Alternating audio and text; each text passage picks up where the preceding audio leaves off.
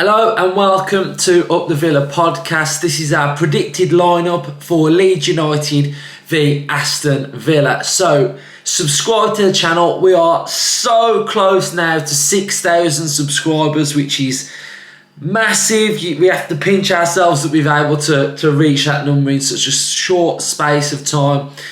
Your support for this channel has been fantastic.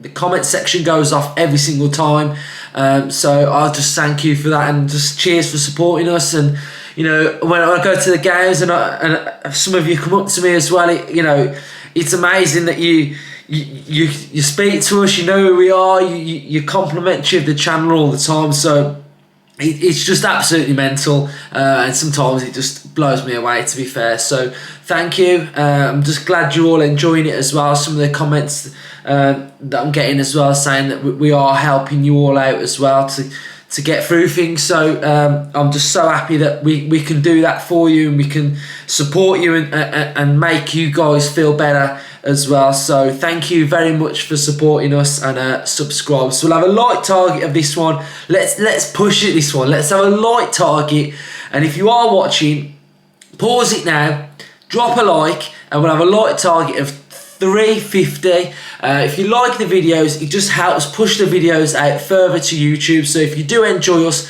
just make sure you always are hitting the like button, because like I say, it just pushes the videos out and it just helps it reach more people basically. So thank you very much. Like and subscribe, and then get involved in the comment section then on your predicted lineup for Leeds United v Aston Villa. I'm still buzzing from our last game. I've watched the highlights. I've lost count how many times I've watched the highlights. I've been watching Coutinho with his movement and his touches and his feints and his shimmies and his dummies and his passes, his assists, the technique when he's just chipping it, dinking it. It's brilliant. It's brilliant. It's mesmerising. And you've just got to pinch yourself and be grateful that he's an Aston Villa player. But what he's doing to the rest of the team, he's making everybody else so much better. He's making everybody else think on his wavelength. I heard Ollie Watkins speaking about the way Coutinho moves, and when he does a movement or a shimmy, he's learning how to play, and he's learning how Coutinho thinks. And if you've got more players that are on Coutinho's wavelength, then the opposition are in trouble. And I think it doesn't matter whether Coutinho's got 2, 3 players around him. He's 2 phases in front of the opposition. I heard Gerrard speaking after the game saying that was the reason why Gerrard had to leave Liverpool and go to America, and he had to have some screws in his leg, or he's gonna have to have a new hip, because basically Coutinho was that good in training. And it's just brilliant. It was a great performance, and I'm really looking forward now to the Leeds game, because I think we've improved dramatically since the last time we played them, and it's going to be a real good, entertaining game. I just hope that, like I said in the preview, that we don't go down the whole basketball route, and we don't sort of get suckered into the way that Leeds want to play, because I think that can happen at times when it starts getting really frantic. The game could just merge into the way they want to play. So I think as long as we stick to our game plan, I'm more than confident we can get something out of the game. Leeds are having a bit of a second season syndrome, isn't it? Under Bielsa, it worked and it didn't work this season, did it? I always felt like when I was watching Leeds that they were capable of beating anybody on their day, but it just felt like when they played us at Villa Park, that was prime Leeds, and it burnt them out so much that the continual games after that, they just weren't up to scratch and they weren't up to speed. So I just think that's where they've been this season. You've looked at fixtures and thought, yes, they're going to beat these, and then they just have an absolute shocker. So the new guy's come in and he looks like he's going to shore him up a little bit, but it's more of a continuation of Bielsa really. So I'm expecting them to come at us, come out the traps fast, but it's down to Villa to sort of contain it, keep it quiet, play the way I think we can play, and I think we can get something out of the game for sure.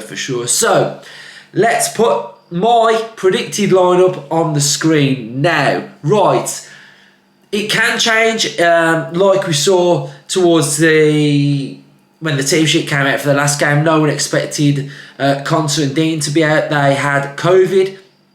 So I think it'll have been about 5 days, but you don't know how they've had COVID. You don't know whether it's affected them or not. So I've gone with the same lineup as what we had against Southampton. But I do feel like that we are going to have to make some tactical changes either in this game or for West Ham, because I don't think we can stick to the same 11 for Leeds and then followed up a couple of days later against West Ham. So I wouldn't be surprised if either Sanson comes in for this game, or I wouldn't be surprised if we stick with Ramsey and then maybe for the next game we tweak it for West Ham, because I think they're two big away games, aren't they? And it's going to take its toll on the squad. But I'm going to play it safe. I think because we played so well against Southampton, I think you've got to stick with that team, haven't you? So in goal, Martinez. He made a brilliant save, didn't he, off Che Adams, who on a weird record, I think he's played against Villa 12 or 11 times and he's never scored. So that's a weird stat for a striker to have against Villa, that he's never scored. So long may that continue. I'm going to go with left back. I think Ashley Young keeps his place for me. But if Luca Dean is fit, is available, then I wouldn't be surprised to see him come straight back in, because he is our first choice left back. Tyrone Mings is captain, so he starts this game. I thought he did have a good game as well, albeit when he lost the ball in the corner, I thought Armstrong probably should have scored, because he's a good finisher, that Armstrong, and he is a good player. I do like Armstrong, to be fair, midfield for Southampton, but I think Mings had a decent game. I would stick with Calum Chambers as well. If Conser's fit, then I think, does he come straight back in? Probably, but Calum Chambers, when he came in, a lot of Arsenal fans were baiting us, and Villa fans were saying, why have we signed him? He's not good enough. But if I'm being honest, he's looked really good to me. He's looked really assured, really confident.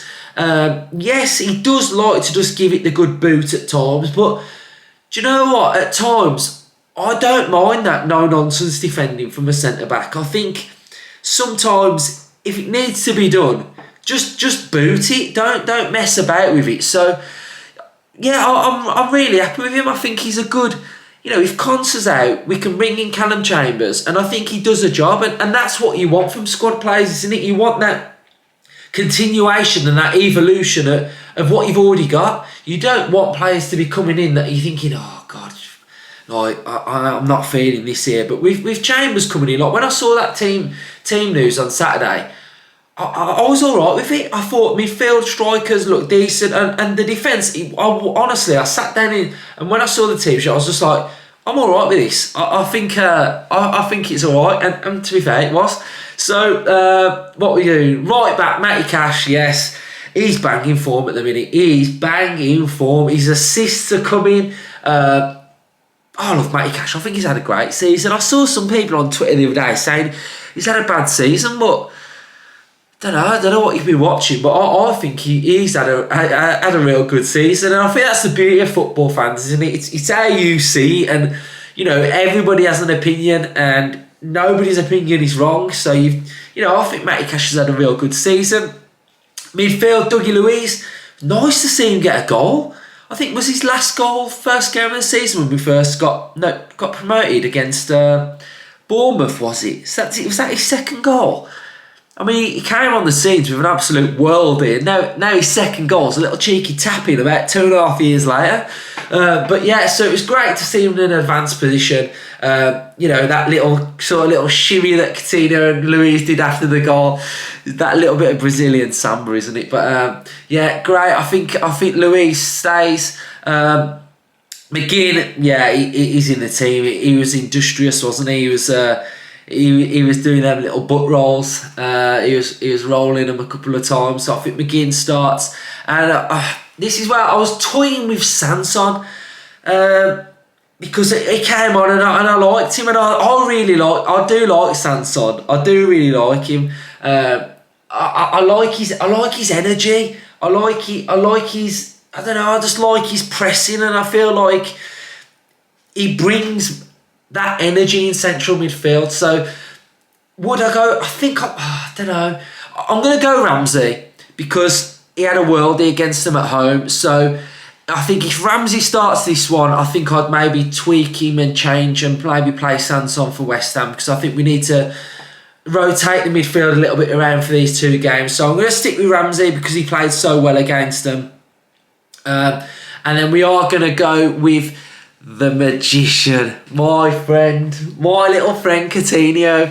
I'm not going to say anything more about Coutinho because I've spoke about him enough. But yeah, so Coutinho is going to be in behind the new strike force partnership of Aston Villa of Danny Ings and Ollie Watkins. It's flourishing. It's igniting. It's getting some momentum. If we can play like we did against Southampton, then they're going to run Leeds ragged at the back. We're going to pose them a lot of problems. Ollie Watkins' goal was absolutely quality. The little turn, the touch to set it up, and then the finish, absolutely loved it. But he should have had another one. 1-0, he should have put that one to bed that he missed. And I know he'd be frustrated with it. So, yes, he's banging form. He's in and amongst the goals. He's where we want him to be right now. So, yes, absolutely brilliant. So, this is my lineup for Leeds United v Aston Villa. Drop your teams in the comment section down below. And let's just be confident. Let's be confident. Let's embrace it. Let's get right behind the lads. Let's just enjoy watching us now, because we've got the makings of a real good team here, and I'm really excited. And you know, the bench: Bailey, Traore, Buendia, Sanson. That ain't a bad bench if things aren't going our way. And I know some fans are annoyed that Buendia's not in the team, and you know, he's not being dropped. It's just that we've just gone for a system tweak and a little bit of a change. Buendia's had a real good season for Villa in his first season, and he's only going to get better in a Villa shirt, but there's got to be system changes and evolution changes within this squad. And just because players are sitting out doesn't mean that they've been bombed out and they don't have a future and they're not in the fold. It's just that at the minute we've just tweaked the system to go with 2 up top, and we'll probably revert to 2 number 10s maybe in a couple of games time. We don't know, maybe against sort of like when we've got Liverpool, Arsenal, Spurs, when we've got some bigger teams coming, then maybe we'll just tweak it and just go back to the 2 10s and 1 number 9. So yeah, all in all, really positive, really excited. I feel like we're going to have a top half finish now. The bottom half shaping up into a monster relegation battle, isn't it? I don't know. I can't call who's going down. I keep looking at it and thinking, you know, changes game by game, doesn't it? But yeah, it's going to be one to keep an eye on for that one as well. So yeah, get involved in the comment section, subscribe to the channel, help us grow. You Villa fans, you are all legends, and we love you all so much. Up the Villa, speak to you soon.